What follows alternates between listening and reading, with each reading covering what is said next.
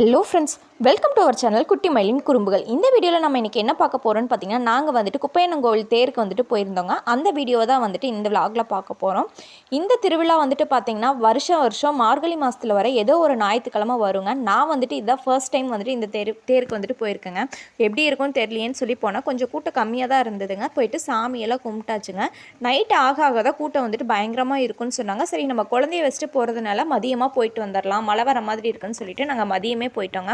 சாமியெல்லாம் கும்பிட்டதுக்கப்புறம் பார்த்திங்கன்னா அப்பளம் வாங்கிட்டு வந்து சாப்பிட்டோங்க. கூடவே மிளகா பஜ்ஜியும் வாங்கினோம். மிளகா பஜ்ஜி பார்த்திங்கன்னா ரொம்பவே வந்துட்டு வரன்னு இருந்துச்சுங்க. அதனால் வந்துட்டு அது வேஸ்ட்டு. பட் அப்பளம் வந்துட்டு பார்த்திங்கன்னா டேஸ்ட்டு சூப்பராக இருக்குங்க. இந்த மாதிரி தேருக்கு போனால் உங்கள் யாருக்காவது அப்பளம் வாங்கி சாப்பிட்றது வந்துட்டு பிடிக்குமா அப்படின்னு சொல்லுங்கள்.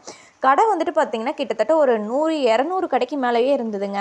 கிராமத்தில் இருக்கவங்களுக்குலாம் பார்த்திங்கன்னா இந்த மாதிரி போய் தேர் சுற்றி பார்க்குறது அப்படின்னா எல்லாருக்குமே ரொம்ப பிடிக்குங்க. நம்ம வந்துட்டு சிட்டியில் இருக்கும்போது பார்த்திங்கன்னா நிறைய வந்துட்டு ஷாப்பிங் அப்படி இப்படின்னு எங்கேயோ போவோம். ஆனால் கிராமத்தில் இருக்கவங்க வந்துட்டு அந்த மாதிரி எங்கேயுமே போக மாட்டோங்க.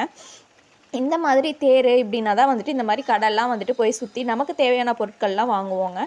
கடையுமே பார்த்திங்கன்னா நல்லா அதிகமாக இருந்ததுங்க. விலையுமே ரீசனபிள் ப்ரைஸாக தாங்க இருந்ததுங்க.